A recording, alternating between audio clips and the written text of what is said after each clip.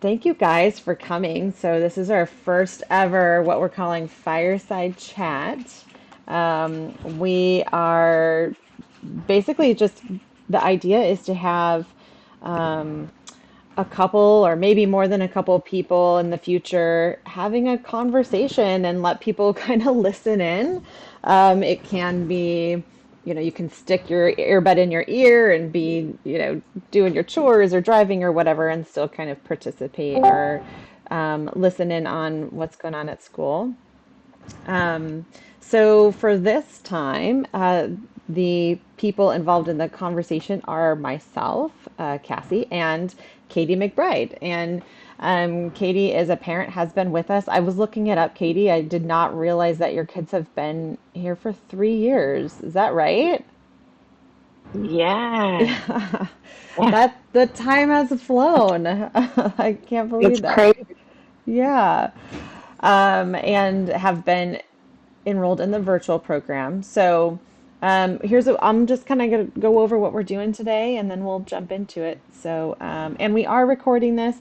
And also, there's going to be an opportunity for anyone listening in to chime in with a question or, a comment or anything like that. Until then, if you could keep yourself muted, and it'll just be Katie and I chatting, and then we'll open it up for anyone else to unmute or to use the chat. You can use the chat at any time. There is the chat for the voice channel, which I'll keep an eye on, and also, or just like the chat channel for the Discord server. So it's up to you guys if you wanted to respond or ask a question or share a thought. The text chat's a good place for that. Um, so we're going to talk a little bit about our journeys individually, Katie's journey and mine, as far as like how we came to self-directed education. We're going to talk a little bit about the concepts and the benefits, and I'm hoping Katie has some stories to share for her kids. And then, we're going to open it up to the audience if anyone has any questions they want to ask or comments they want to give. Then we're going to kind of move back into talking about the future of self-directed education, kind of what we think, what we hope for, like the trends, just overall, as well as the hopes specifically for the open school and what's coming for this year.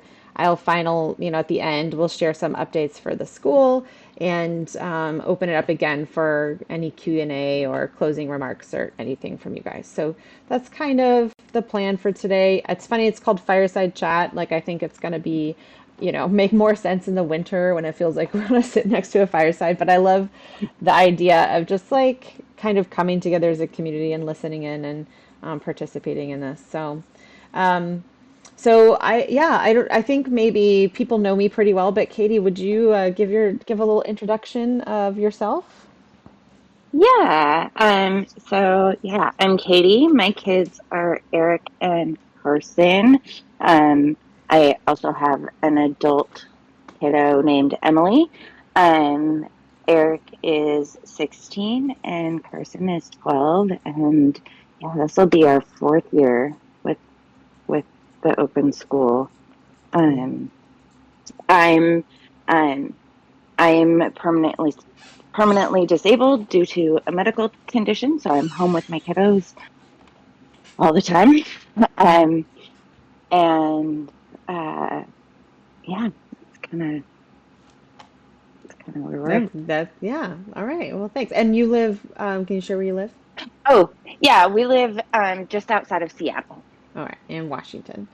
Yeah. Um, so first we'll just kind of start about our personal journeys to get to self-directed education. I feel like I've shared mine a lot, so and people have read it in places, so I don't necessarily want to belabor the point. I have I did come from a more traditional education background. I got a master's in education. I was a teacher in a private school that was like a college prep sort of high academic achieving private school.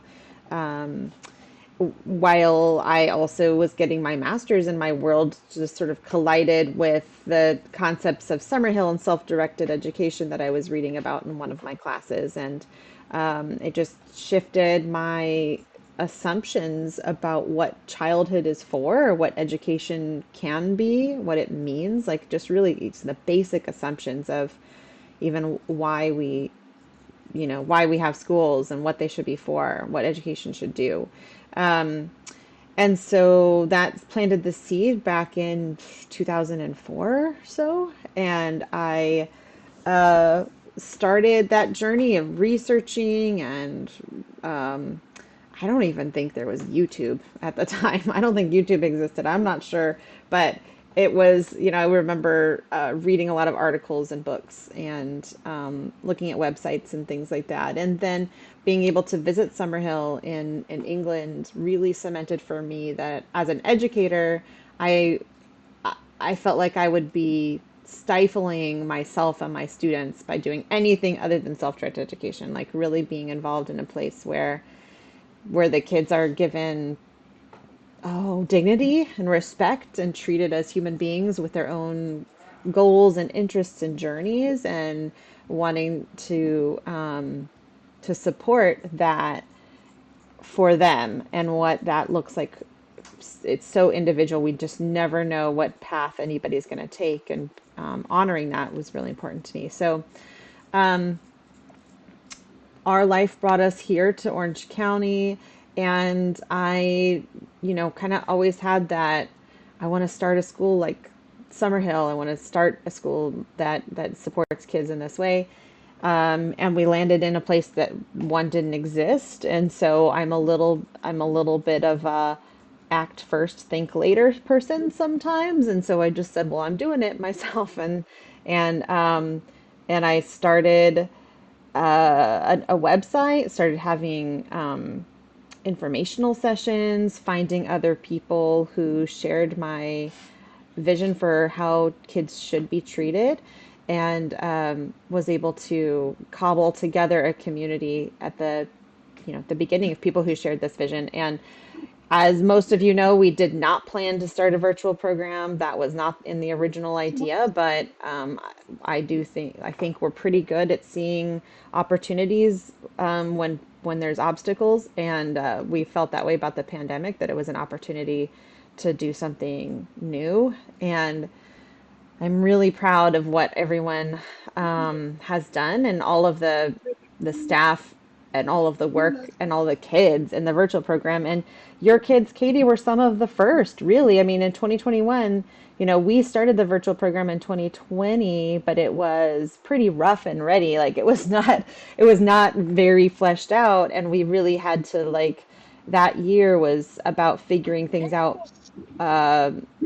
And 2021, fall of 2021 is really when it launched broadly for kids, and you guys were kind of some of the first in the door. So I'm really grateful for families like you that kind of took a chance on this new sort of pilot program, and and made it what it is. And your kids have been really fundamental to that. So Yay. yeah. So why don't you tell us a little bit about your family's journey and how you got to this kind of education? Yeah. Um, okay, so like I mentioned, I have an older daughter who has always did public school from kindergarten through graduation, and that was a really good fit for her. Um, when Eric started school, um, started kindergarten, um, it was rough. Um, there were a lot of behavioral issues and a lot of meetings with the schools and daily chats with principals. um, it was hard, Mm, um, and towards the end of kindergarten, he was assessed by an autism specialist at the school who said they felt that he was um, definitely on the spectrum, but like borderline, maybe diagnosable. Not worth going to a doctor to get diagnosed, but yeah, he has these mhm, qualities, um, and but felt that he could be really successful in a classroom. Um, so I kept him there for first grade, and we got really lucky for um, what was intended to be about 6 months and ended up being about 4 months. Um, his uh, there was a staff member that he had, she was a perma sub, so she was a substitute teacher, but she was always in the building, um, that he had really connected with, ended up being a long-term sub in his first grade classroom. Um, and things went so smoothly. We very rarely had issues. Um, but then his permanent teacher came back. And once again, it was like daily phone calls from the school that this is happening or that's happening. And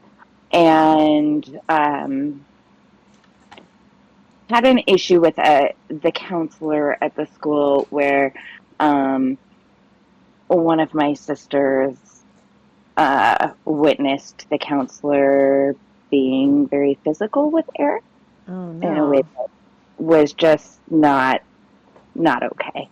Um, and so I decided immediately um, to pull him, not knowing what I would do. I was really lucky at that point. He was 7 years old, and the compulsory school age in Washington is 8. So I had a little bit of time to do some research and try to figure out an option. Um, and um, and as I was looking, the open school was something that I ran across and read about, and um, loved the idea. But we're 2 states away, Right. uh, and um, and so we ended up doing a year, so halfway through first grade to halfway through second grade, of doing an ALE, doing K-12, um, and So K-12 mean the homeschooling, the online. Is that the what you mean? yes, the Yeah. online, Yeah. yeah. So uh, and I'm sure it works similarly in other places. In Washington, it's online public school. Yeah. It's not. Doesn't. It's just It it doesn't meet yeah. the requirements for homeschooling. Um, it. But yeah, so it's an alternative learning environment, is what they call it here. Okay. Um, and um, and we did that for a year, and we were fairly successful with that. He enjoyed it. The problem that we ran across is that um, I have a pretty serious health condition that requires frequent surgeries. And so if I wasn't there to sort of guide him through stuff, he wasn't doing it. And they have requirements that you have to meet, like progression requirements that you have to meet. You have to do a certain percent of a class every month or whatever. And we were consistently falling behind on that, um, because I was having so many surgeries and hospital stays and not able to help him with that. And um, so I spent some more time researching and decided to just do um, uh, what falls under the homeschooling law in Washington. Okay. Um, and the more I tried to do like really kind of conventional or traditional homeschooling, where I'm essentially like creating a classroom and doing a curriculum, and it was very clear that that just was not his bag, and he was not learning from it. Um, And I started to realize that he was learning more from outings and activities and YouTube and doing things that he loved than anything else. Um, and So I discovered the concept of unschooling, Mm-hmm. um, and really kind of considered myself not his teacher, but like the facilitator. Like it's his responsibility to learn, and I will facilitate opportunities for that. Mm-hmm. Um, and um, and that worked really, really well. Mm-hmm. Um, and when Carson was school age, I mean, uh, even before that, we did things as a family, and um, so they were both learning together, um, and and that just progressed as Carson was old enough for school. Um, it just seemed a really natural fit Right. to not address public school anymore. Right. Um, So did and Carson never went to public school? nope, Oh, great. Okay. nope. Okay. Um, and so um, that really was a really good fit for a really long time. Mm-hmm. Um, but as my health deteriorated, and created financial issues, and I just wasn't able to be that facilitator that I Mm-hmm. wanted to be. Mm-hmm. Um, and a friend of mine um, kind of came to me and said, "Listen, this is you've got to figure something else out. This isn't working." Mm. Um, and um, and so I kind of feeling really defeated was like, okay, well, I know about Sudbury schools. What are my options? Mm-hmm. And so I hopped online and re-found the open school Uh-huh. and was like, oh yes, I remember reading about this. I love this. And there's a virtual program. That's awesome. That's great. Mm-hmm. I don't know how I can swing it financially, but that's a great idea. Mm-hmm. And then found there's also a Sudbury school semi locally, Yeah. probably about 90 minutes away from where Yeah. we live. Mm-hmm. Um, and but they only were in person, and I didn't.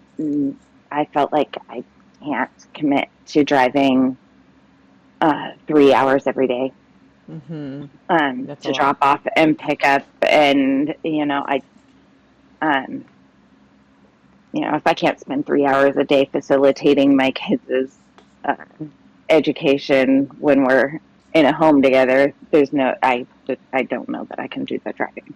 Um, so the open school looked like a better fit. Um, and I'm so grateful Yeah. that we made that choice.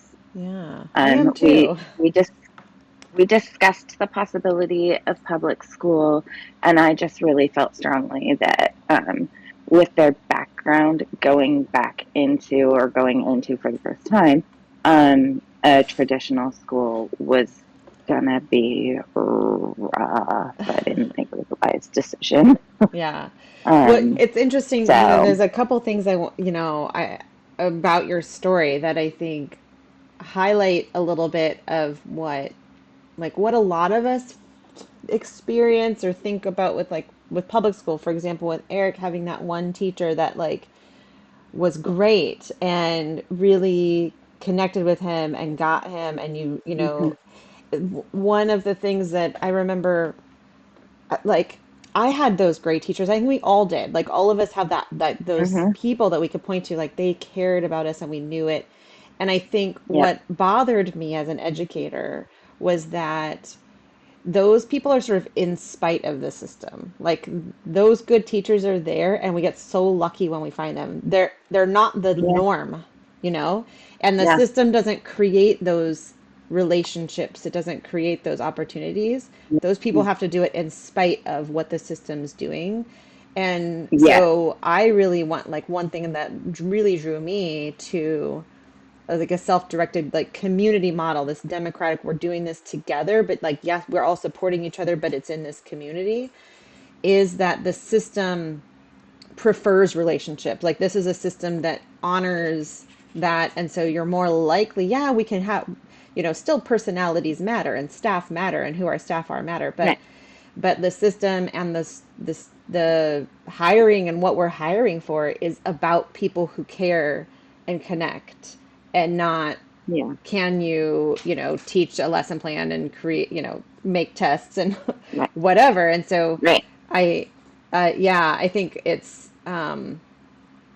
that that's hard. And having been, I was only actually a teacher for two years as a teacher. Before that, I was a substitute. But even in that little bit Hmm. of time, like you can feel how you just get ground down, Yeah. because you're trying to hold this space for these kids, but that's not what your administrator wants. It's not what your lead teacher, like all of these other things are working against that. And so the Right. teachers get squished in the middle. So anyway, so I found It that, yeah. is. It's interesting as I think back. Um, Once she wasn't in his classroom Hmm. consistently, and the behavior started again. Um, the principal was very like, okay, let's utilize this teacher as like his safe space. So if there's something going on, let's Hmm. bring her in to help calm him down. I was like, that is wonderful. And Hmm. the counselor was like, no, that's a terrible idea. That's going to encourage him to act out to get time with her. Hmm. She was like, I want that teacher as far away from him as possible at all Wow. times. And I'm like, that's Wow. awful. I understand what you're saying, Right. but that's awful. You're taking Yeah. the one person he feels safe with in this school And away saying from like him. he's not allowed It's to not, be with her because, yeah. yeah, Oh, yeah. yeah. Luckily, we found out maybe 6 months after I pulled him out of school Hmm. um, that she went to the same church that we did, Hmm.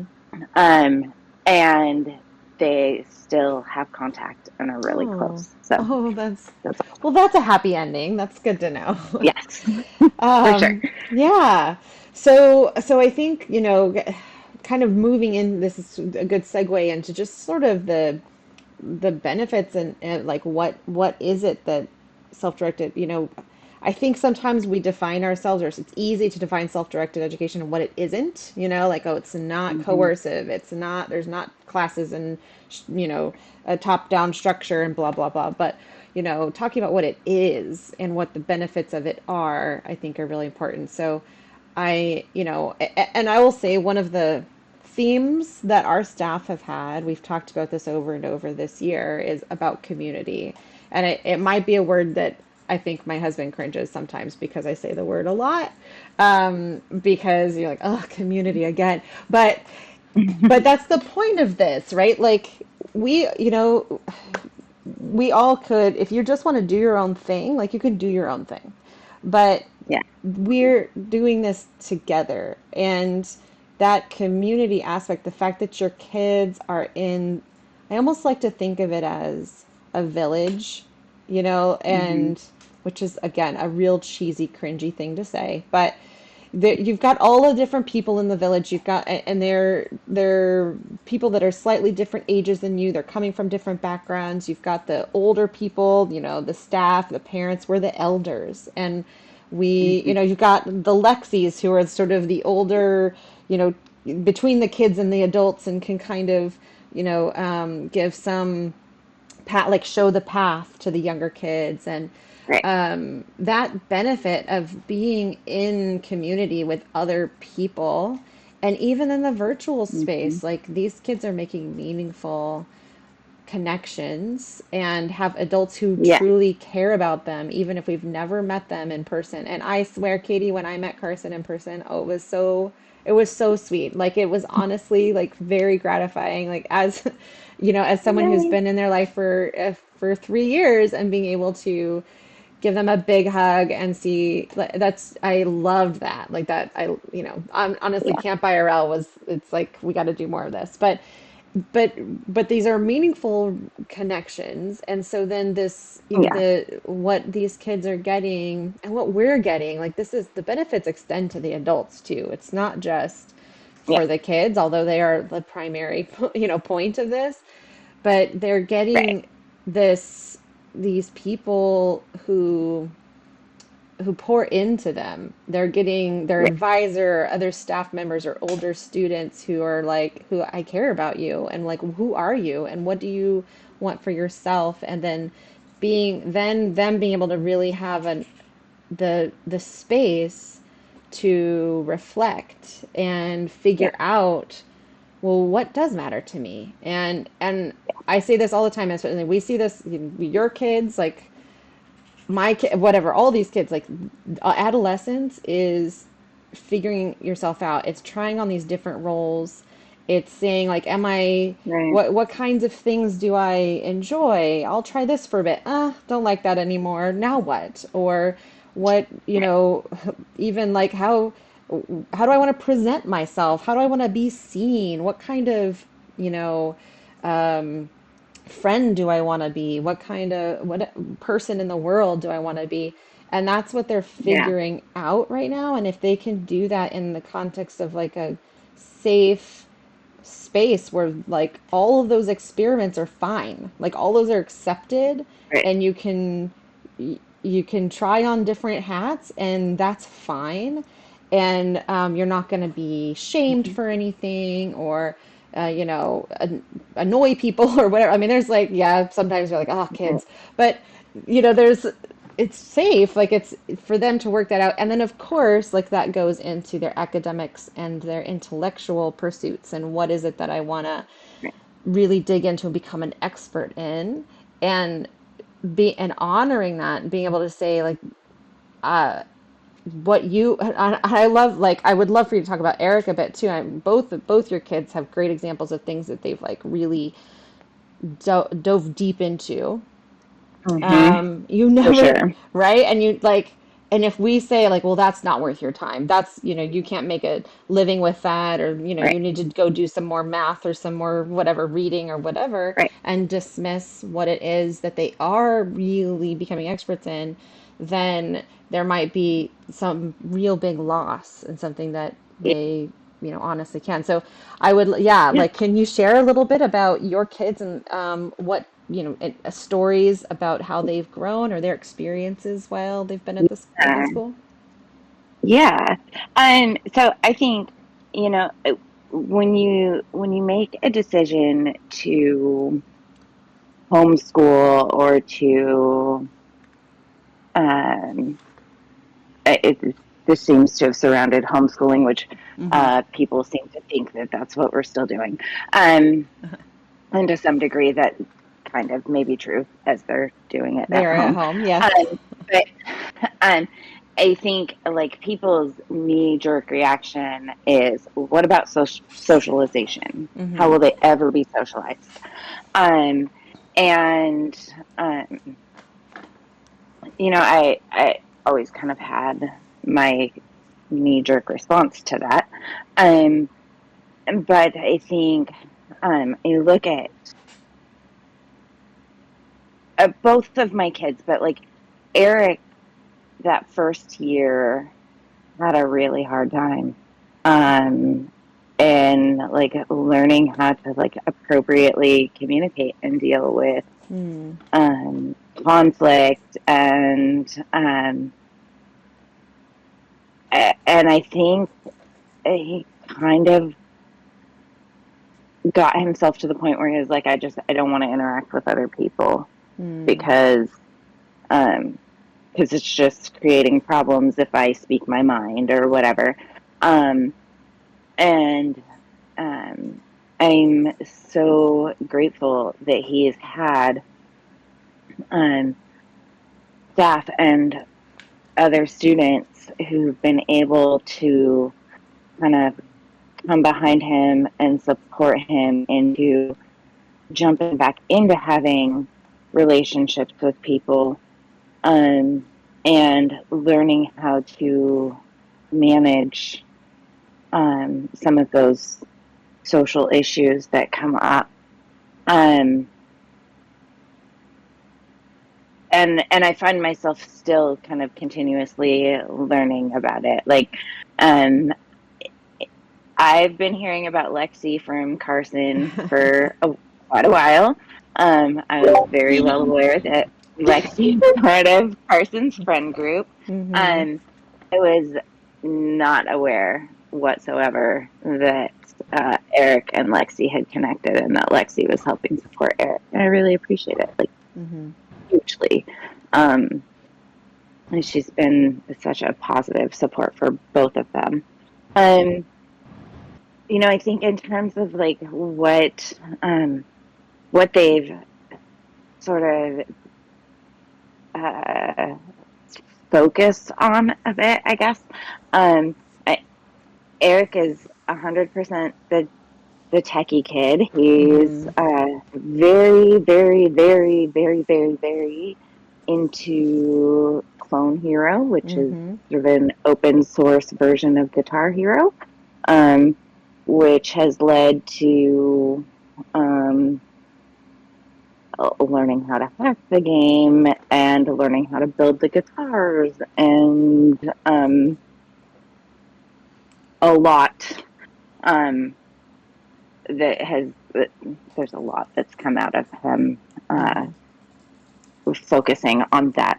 Um, and And he's even as a little kid, he wanted to watch the gamers on YouTube, and that was his jam. mm-hmm. I'll Um, just have to say he's incredibly impressive at this game. Like, it even it's shocking. You watch it and you're like, is this video sped up? Like, how is he moving his fingers so quickly and yeah, perfectly and getting like perfect scores? I mean, it's sort of, I know I think sometimes it sounds silly yeah, because we're talking about a video game, but like you watch this kid and you're like, that's talent. Like, he's got talent. And it's amazing. it's it Um, it's shocking. Yeah. it does. I'll admit it. Like it kind of grates on my nerves a little bit, like listening to the The tapping of the. tapping. Oh, I can't stand it. Um, like, oh, can you please wait until I'm in another room to do that? But it's amazing. Hmm. And and he's connected with other people who are equally talented and doing the same thing.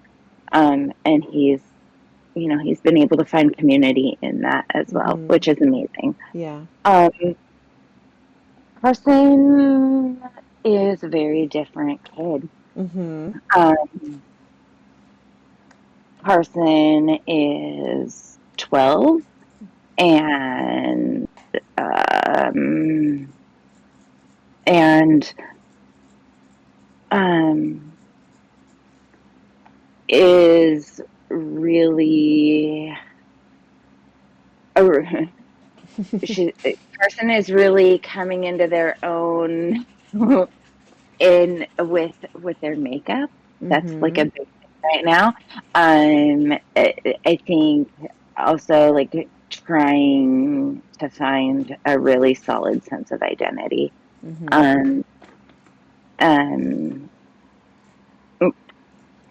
Carson has expressed that they are trans and have found a lot of support surrounding that with their friend group at school. Hmm. Um, and um, and they're like little social justice warriors.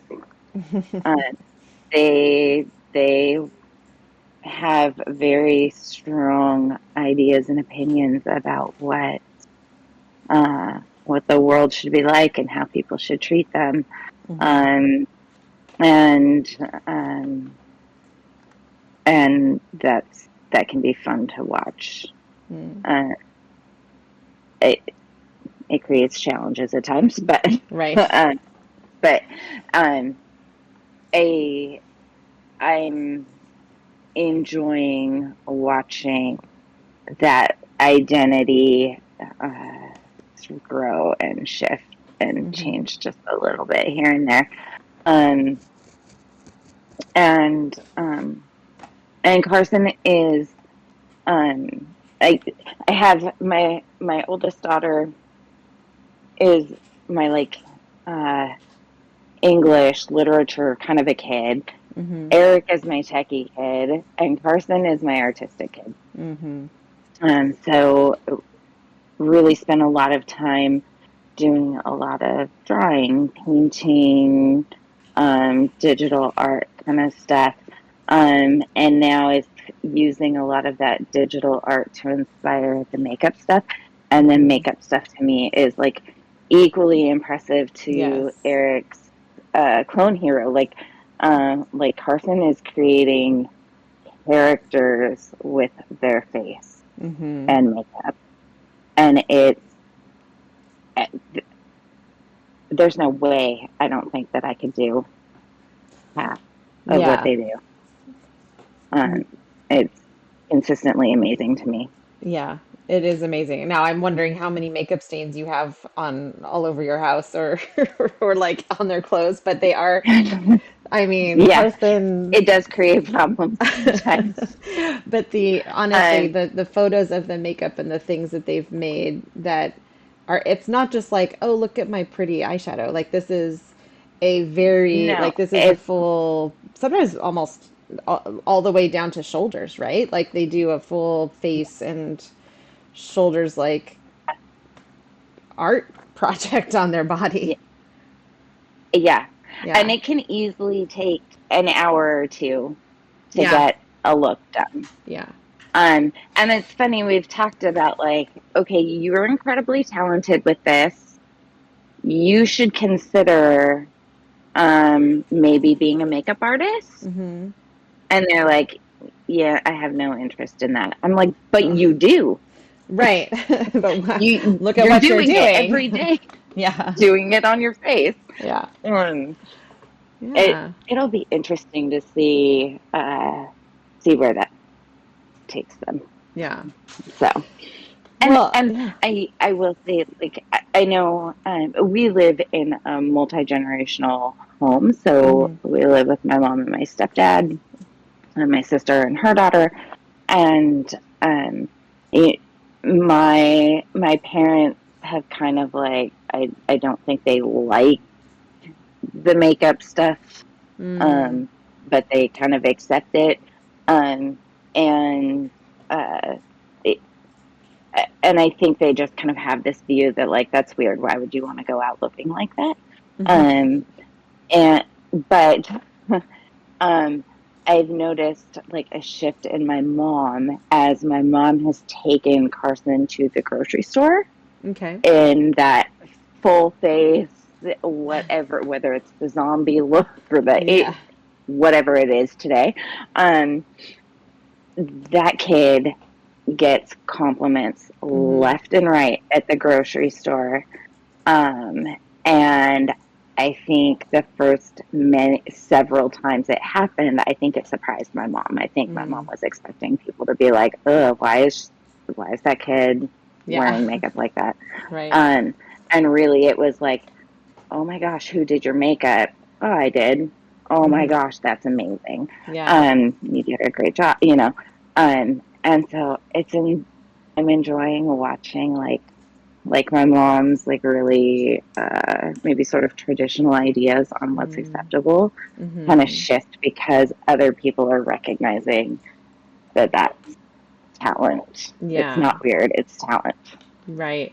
I think it's interesting too that I mean, I personally can't imagine having the self-confidence to do that. So like Me either.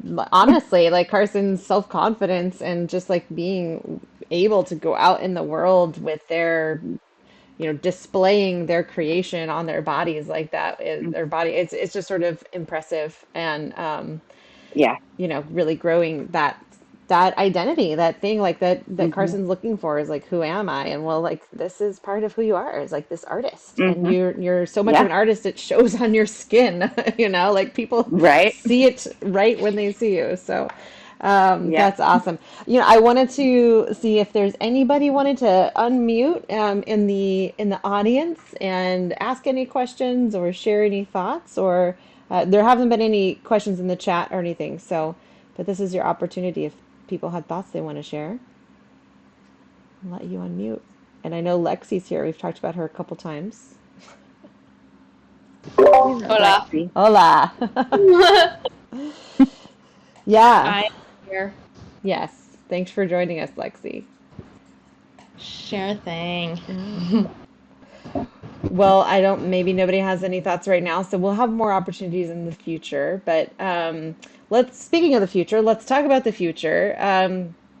Kind of what, where we see the future of this whole philosophy of self-directed education going, what potential trends or challenges might come up. I do think, a lot of people, like when the pandemic hit and there was so much dissatisfaction with traditional education and people seeing their child is in their home and now I'm seeing how they're treated by their teacher. I'm seeing what the priorities are and I don't like them, or, that my kid is pretty much like forgotten about in this traditional model of education.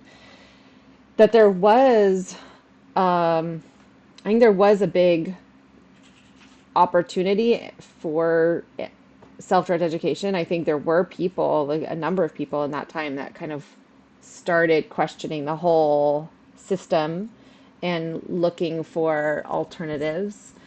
I also, I don't know. I think things continue to go our way generationally. Like the millennial generation and, whatever Gen X or, the next generations, I think just continued to question the status quo. And I think there's going to be continual opportunities and moves for something different. It's much more mainstream now for people to like look at traditional education and say, why do we do it this way? Like that used to be something that only those people on the margins were saying, and now it's Mm-hmm. just okay for like everyone to say that. Like, why is it this way? Um, so I'm hoping, that there's more just generally, revolutionizing what we think of for how school works and what's supposed to, or what do we really need. At the same time, a lot of times the answers that people give, like, well, how do we fix education, is more of the same. It's like, well, we need more assessments because we need to know what's going on in those classrooms, and we need more money so we could do more of the same things, and we need to pay teachers more, which I don't disagree with paying teachers more, but it's sort of not fixing the problem. So Right. I don't know. Like I think it might take something. I thought it's going to take something really big to shake it up, and then we had the pandemic, and that's really big, and it did shake things up. But then I think people are comfortable too. Like we go back to like Yeah. now the kids are back in classrooms and we can go back to forgetting about like how it works because it's not in our houses anymore. Um, Yeah. but I do we continue to have a lot of interest in our virtual program and our on-campus program. Um, but we're a little school, and I think for It, yeah, go ahead, Katie. I was going to say, I think that like as these kids experience alternative education and grow up and are successful, um, that may foster a lot of growth. Mm-hmm. Um, as you know, I think um, as they become successful in in fields and people are aware that they didn't have a traditional educational experience, they Mm-hmm. may begin to question, well, if this person is really successful, Mm-hmm. um, however you define success, if if they're doing well and didn't have a traditional education, maybe an alternative is acceptable, Mm-hmm. and maybe that's a good fit for my kid. Um, Yeah. um, I feel like I've seen that in our homeschool community where we have more second and third generation homeschoolers, um, and new people to homeschooling because they've seen um, those first generation homeschoolers be successful. Yeah, that's true. And I think that's very like that's sort of like the grassrootsy way, you're like, oh, this person that I work with, this colleague I have, like they were educated this way and they're not just normal, like they're capable and they're so starting to Right. kind of spread it that way. I personally, if you look at other models like Montessori or Waldorf or some of these other alternative models that are a little bit more, you know, uh, commonly known, so Yeah. much of it is numbers of campuses and just having more and more programs or campuses, I think is going to be really important to spreading this concept as even a thing that people are aware of. Yeah. It's amazing, like even with teacher education, you get your teacher education, your certification, you might never ever, I don't even know if they teach different models in credentialized when they do teacher credentials. It's Mm-hmm. very uncommon to even talk about like, oh, here's these other models of education. So it's not I was something gonna that, yeah, go ahead. I was gonna ask, are you aware of any like higher education universities, colleges, whatever, that use a Sudbury model? Oh, like the How they university run their themselves. There university. are Yeah. some, yes, there are some. They're not super common, and they're not necessarily Sudbury exactly, but there's some that are like that are very learner centered, or it's like more community, and we have a list too of those, but it's not going to be the mainstream ones. No. They're different.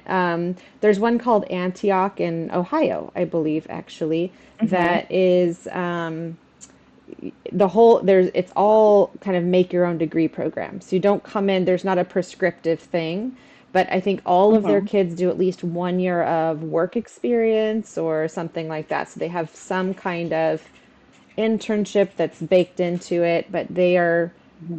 making their own degree through that program. So there are some Yeah. out there, definitely. But as far as just our mainstream, how do we teach teachers, or even if you do an education degree, it's you It might doesn't make sense. you don't, yeah, and so there's all these teachers out there that don't even know that schools like ours exist, and that's All right. that's the industry that people are supposed to know. You're supposed to know your own industry, and they don't, Yeah. and so I think that's another thing. Like, I think if we can start to get into, you know, the how do we teach teachers, like giving them like, well, there's all of these models and methods. You don't have to just do the top down authoritarian version. There's a lot of different Right. assumptions and philosophies of education, and so that would be, I think that's important for the future of Mm-hmm. growing this movement as well. um, Yeah. and as far as the open school, so one of the things that the virtual program, I think, has really given us this opportunity to maybe coalesce communities, and it has been something we've wanted to do. We haven't had enough people in the same area, and but this is coming on the future. Okay, so in the future, what one of our plans is kind of identify a geographic community that we want to plant a campus in, and start recruiting people for that. Like in the virtual program, they can start creating the community before there's actually a physical space, and then be able Mm-hmm. to plant a physical campus. They can even we do park days or whatever, which we would totally do Right. right now, except everyone is spread out. I mean, it's amazing how it's like everyone is completely spread out. There's nobody that's within like 2 hours of Right. each other. But eventually that's what we do want to do that and try and kind of use that opportunity of the virtual program to create in-person communities as well. Mm-hmm. So that's something that we want to contribute to multiple campuses and programs by doing that. So let's That would just be talk awesome. about, yeah, let's rein it in and just talk about like this specific year. Like we've got a month and I don't know, a week or so. Gosh, it's gonna go fast till the end of the summer. And we've got a new year kicking off. And when you think about this coming school year for your kids, what's your hopes for this year? My first question is, what day specifically does school start? It starts, Because it I haven't starts, looked. yes, it's the day after Labor Day. Let me just tell you the specific date so everyone who's listening now also knows. It should be September 3rd. So Tuesday, That's Eric's September. birthday. Oh, it is. Yes, I see that on the calendar. Eric's birthday is September 3rd. Happy birthday, Eric. First day of school. Yay! That's not the first time that's happened to him. Oh, I bet. I bet. um, I think, you know, we're really moving quickly towards adulthood. Mm-hmm. So, um, we are discussing things like driver's ed Mm-hmm. and jobs and what do you want to do after school, Mm-hmm. Mm-hmm. and how is that going to impact the choices that you make in school this Mm-hmm. year.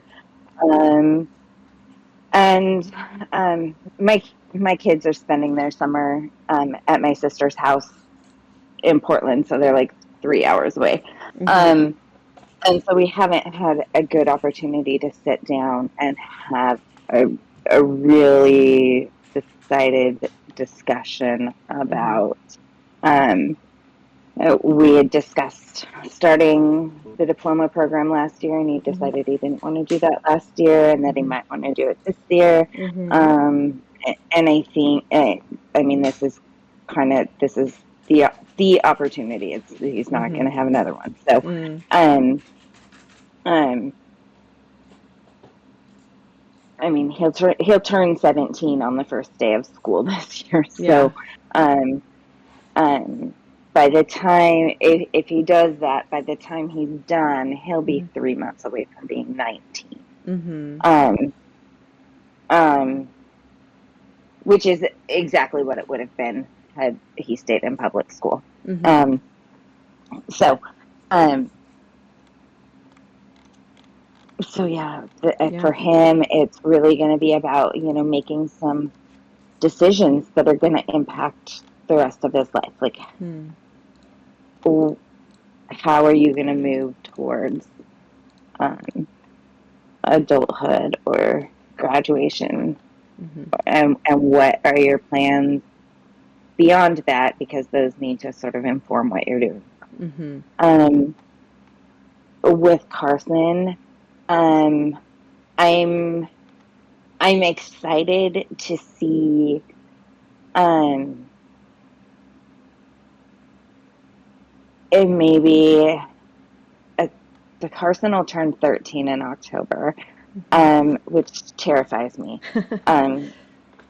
because 13, I've had a 13-year-old twice, and it's not the easiest age. Uh-huh. But um, I'm excited to see maybe some settling. We kind of talked about like that search for identity, Mm-hmm. and I feel like that's something that most kids experience, between maybe 10 and 25. Yeah. Um, but um, but I think those early teen years can be really foundational for that. So, and I feel like we've gotten an early start. Mm. So, I'm hoping for some like really settling into Mm-hmm. um, that identity, and finding a really solid groove. Mm-hmm. Um, is is what I'm looking forward to Yeah. with Carson. And I'm really excited to see what new makeup things they've learned over the summer. Yeah. Yeah, I'm sure there'll be lots. I'm Yeah, sure there will be so too. right, so let's see. And then as far as the school goes, our hopes for this school year, of course, for those who are local, you guys all know we've been working on purchasing our own school property. I'm really hopeful that the next time we have a Camp IRL, that you guys will be able to visit the new home. But it takes as long as it takes. But that's one major aspiration for the school year. And, and I think just continuing to grow and develop both the on-campus program and the virtual program with the staff. Our staff went on a really great, we did a conference this summer in Denver, and it was it's always so invigorating and inspirational. We come away with so many ideas and discussions, and so implementing that and chewing on all of that and figuring out how we're gonna, bring that back home and how we want to implement it in school. I think I'm really excited about that. I'm going to take this moment to say I'm so proud of our staff. I think we have, especially honest, I mean, we had a great conference and I love all of the people who are part of Sudbury schools and self-directed schools all across the country, but our staff's the best and I'm so proud of them. I am impressed with them every day, and they are so thoughtful and reflective, and they dig deep. And I think we do have some of the best staff ever. So I am looking forward to another year of working with these great people.